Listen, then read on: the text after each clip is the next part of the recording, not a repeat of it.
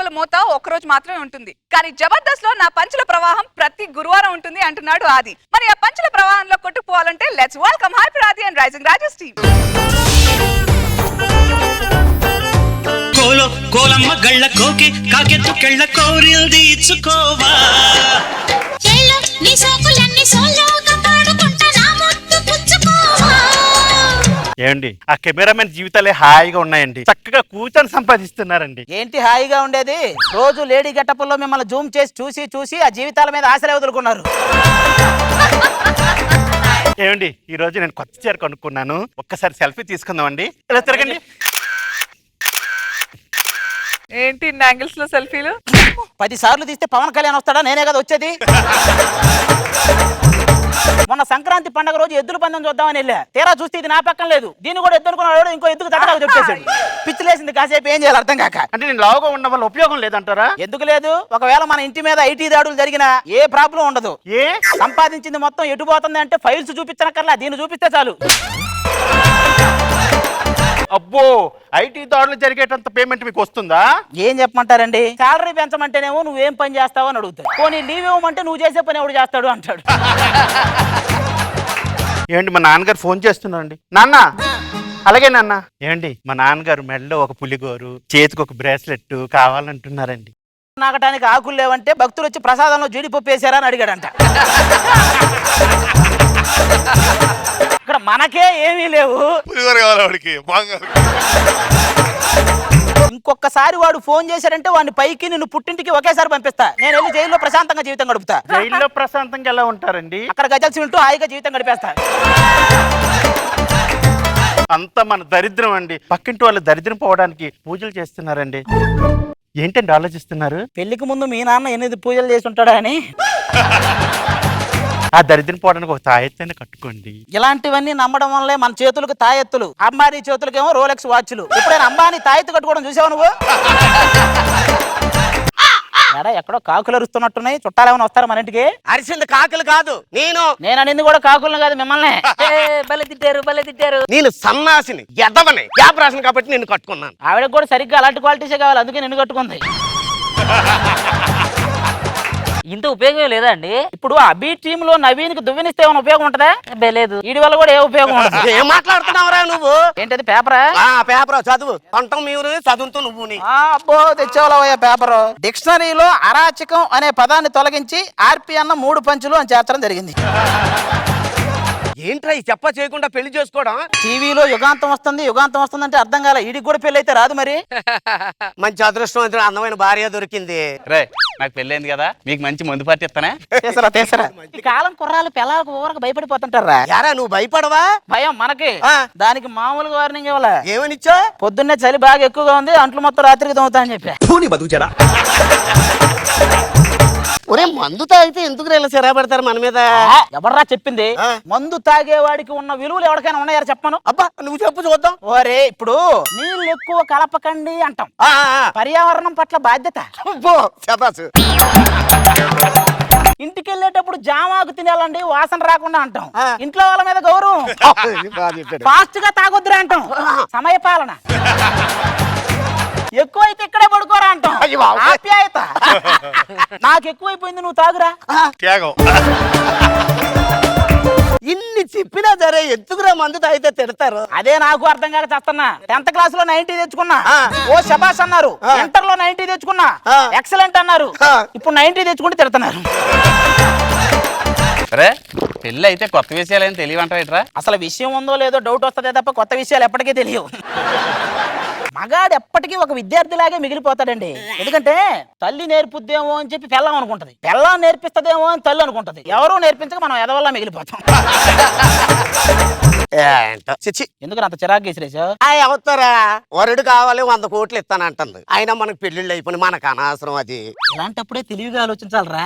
కాసేపు మనకు పెళ్లి కాలేదనుకో, 100 కోట్లు మనమే అనుకో. పెళ్లి కాలేదని అబద్ధం చెప్పడం తప్పు కదా? నువ్వు చేసిన తప్పుల కంటే పెద్ద తప్ప? వాటి ముందు పెద్ద నథింగ్ ఇస్ ఇంపాసిబుల్. మనకు 100 కోట్లు ఇంపార్టెంట్. అడ్రస్ ఇదేగా? ఇదే అడ్రస్. ఒరేయ్ నా టాలెంట్ ఎలాగైనా ఉపయోగించి 100 కోట్లు కొట్టేస్తాను. హోమ్ పిచ్ లో ఏం బేకలేదు కానీ ఓవర్ సీసీలు ఎరగదీస్తానన్నాడంట. అమ్మాయి ఎవరికి పడ్డా 100 కోట్లు మాత్రం ముగ్గురు సమానంగా పంచుకోవాలి. డబ్బు డబ్బే, అమ్మాయి అమ్మాయి. అది సార్ మీరు యూట్యూబ్ లో హైపరాది ఆస్తులు ఇంద్రభవనం 40 గదులు అవన్నీ మీవేనండి? శబ్దాలయగో నాదేరా, బయట ఒక వేన ఉంటది, వెళ్ళి కూర్చొని వాయించుకో. ఇంతకీ మీరు ఎవరండి? ఏం చేస్తా ఉంటారు? వాడు రోడ్డు రోలర్ కి గాలి కొడతా ఉంటాడండి. మరి మీరు? ఆ గాలి ఎక్కిందో లేదో చెక్ చేస్తంట. ఆ గాలి కొట్టి పంపి ఇడిదే. మరి నేను? ఈ సోదంతా వింటున్నావు కదా, నువ్వు ఖచ్చితంగా బెప్పంక బామర్దే. మీరు నా స్థాయి ఏంటో తెలియకుండా మాట్లాడుతున్నారు. స్థాయిలు ఏముందండి, ఒక్కసారి ఫోన్ తీసుకుని వాట్సాప్ చాట్లు, గూగుల్ హిస్టరీలు చెక్ చేస్తే అందరి స్థాయి ఒకటే. అయినా నువ్వు పిఏలా ఉండి మీ అమ్మగారిని పిలువు ఫస్ట్. పడుచుతనం పైకి నువ్వు పాములాగా పాకి చక చక చక చక తాడేసుకో పసుపు తాడేసుకో. వచ్చింది డైనమిక్ లేడీ. సంక్రాంతి కోడి పందాల్లో చివరి వరకు పోరాడి ఓడిన కోడిలాగా ఉంది ఇది లేడీ అంట. సార్ కింగ్ ఫిషర్ క్యాలెండర్ లో ఈవిడే సెలెక్ట్ అయ్యారు మోడల్ గా. ఒరే అజయ్ మాల్యా అప్పులు పాలై దీనస్థితిలో ఉన్నాడని తెలుసు కానీ మరి దీన్ని మోడల్ గా పెట్టేంత దీనస్థితిలో ఉన్నాడని. ఏంటి అన్ని నేనే చెప్తున్నాను చూస్తున్నారు కదా. ఈవిడికి పిఏనే కాదు బిజినెస్ అడ్వైజర్ కూడా నేనే. అది నిన్ను బిజినెస్ అడ్వైజర్ గా పెట్టుకోవడం ఎలా ఉందో తెలుసా? డాన్స్ షోకి నన్ను జడ్జిగా పెట్టినట్టే ఉంటది. ఇంతకీ మీరు నా కోసం వచ్చారా నా డబ్బు కోసం వచ్చారా? యాక్చువల్ గా రెండింటి కోసం వచ్చామండి. మిమ్మల్ని చూసిన తర్వాత అర్థమైంది ఎందుకు అంత డబ్బు ఇస్తున్నారు.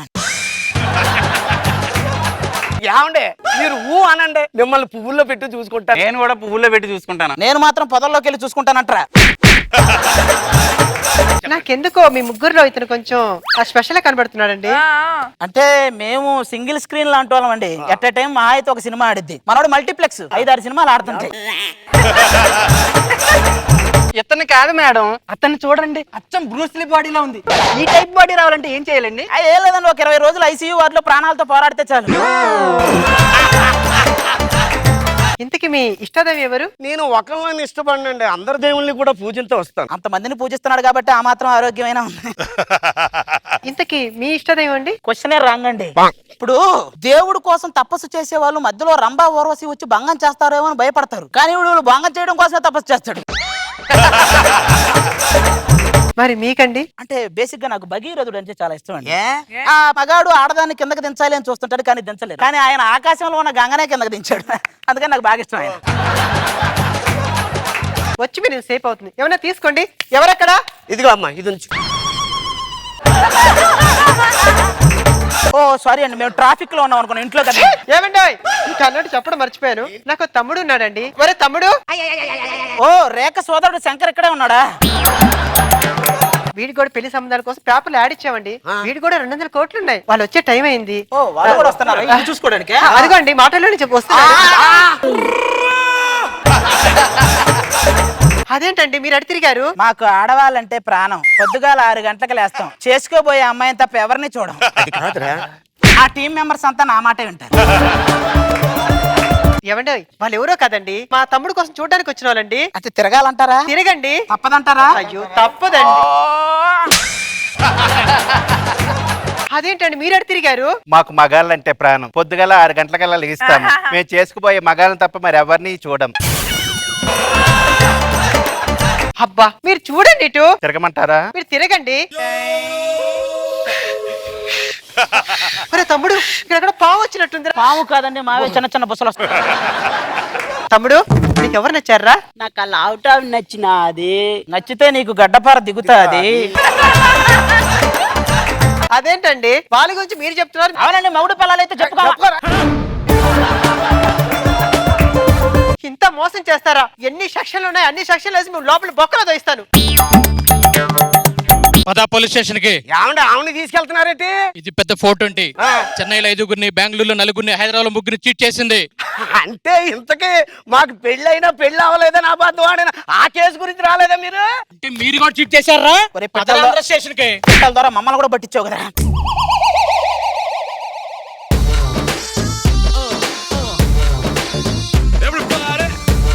అందరూ దొంగలే దొరికితే రోజా గారు ఎవరేంటని తెలుసుకోవాలంటే వాళ్ళ ఫోన్ మెసేజ్లు చూస్తే చాలని కౌంటర్లు వేసి అందరినీ నవ్విచ్చారు. బాగుంది బాబు గారు. ఆది ఇలా జీవిత సత్యాలు, పచ్చి నిజాలు బాగుంది, గుడ్.